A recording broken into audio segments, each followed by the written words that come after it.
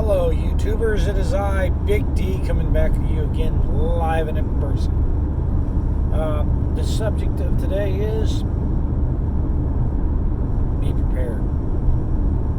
People are like, what? Be prepared. I'm going to tell you what happened to me Monday morning.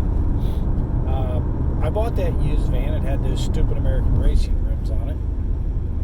I had to get the lug nuts changed because, well, you couldn't get a socket on it. I had to get a special tool for that and a special lug nut. I'm not a big fan of cast aluminum on work vehicles. Well, heading into Louisville, I always leave early so I get there with at least a half hour to 45 minutes to spare. In case of traffic or, well, what happened? Driving along, bam! Yep, hit something. Put a hole size of my fist on the inside of the passenger side rear tire and bent that cast aluminum rim. Yeah, just flattened it right out. Well, I had to pull over. Good thing I made sure that my spare was inflated. You need to check your spares. And that it was in pretty good shape. Also, I had lug wrenches and stuff that could actually take the tire off. The jack worked. All that stuff was on the vehicle because I had to change the tire. Now, had I not had that stuff, I'd have paid a towing bill and, everything. Yeah. And I'd have lost that $315 for that day because I would have been off the road. Let's just, add insult to injury. So you figure a tow bill is about $125, unless you have AAA, which I do, but let's just say you pay $125 for a tow bill. I got a busted rim. Yeah, you're just not going to get that rim like that. You're going to have to order that stupid thing, or you're going to pay 2 arms a leg for it. So, long story short, I put the spare on, showed up on time, and drove the day on the spare. Took the van home, parked it, went online, ordered me 4 steel rims and get rid of those damn aluminum ones. I just don't like those things. My cost delivered to my door tax $215. Now I'm going to get me some tires brought in, all new tires for it, and the hubcaps. And I'm going to probably spend about $700, $800 replacing the rims, the tires, and all that on that van, so I don't have to worry about these issues. And I'm going to replace the tire that's the spare and make it a new tire and make sure I'm good to go. Now, be prepared. Have the tools, have flashlights, all the stuff you're going to need on board. You may need it. 2, every week you get paid, every week or bi-weekly, however you get paid, you set 10% aside for maintenance, vehicle replacement, repairs, all that stuff. That way, when this happens, I just go to that account, take the money, and go fix it, go on. Just that simple. Always have a maintenance fund. I don't know how many people get out here in vans, go expediting over the road, courier driving, whatever they do, don't have an emergency fund, and a problem happens, and they're out of business. Just like that.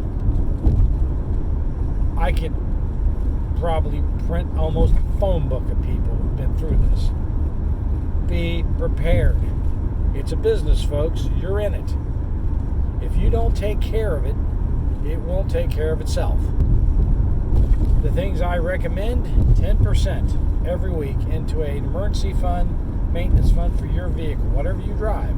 2, make sure your wheels, tires, and everything are in good shape. They're aired up properly. 3, make sure your air filters are clean. Yeah, it helps your fuel economy. You should have seen the one in both the van and this car I'm driving now. I'm in my Ford Escape. I always talk about having another vehicle. Well, I'm driving it today. And it's driving just fine. Change your oil regular. If you can do it yourself, it's not that hard. Use a very good oil. And only what the manufacturer recommends. In other words, if it says 520, use 520. I usually use AMSOIL, and I use their motor flush before every vehicle I get used. If it's under 100,000 miles or so, other AMSOIL motor flush in there. It's a liquid. Pour it in, let it run for 20 minutes, drain it out. It liquefies all that crud out of the engine, gets it out, doesn't flake it off. It dissolves it. Why I use it. Then I put AMSOIL oil back in it. AMSOIL is your top rated oil. Of all the results, it's number one. But it's expensive. For $50, you can become an AMSOIL dealer yourself and buy it for yourself at wholesale prices. As many miles you're going to be putting on your vehicle, I would recommend it. Now, I use 20,000 mile oil, or 15,000 mile oil, that is. I'm sorry, I think it's 15. I change it every 10. Oil does three things: lubricates, which is what everybody thinks, cleans the engine, which is why it comes out black, and it cools the engine. So I want that engine maintained. Why? Because I make a living with my vehicles. Take care of it. Make sure your wipers are in good shape. Winter's coming on.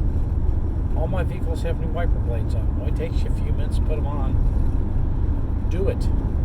You don't want to be out here and your wipers not working properly. It's nice to see, don't you think? So in conclusion, be prepared. I carry the jump box with me too. You know those battery jumper boxes? I have one with me.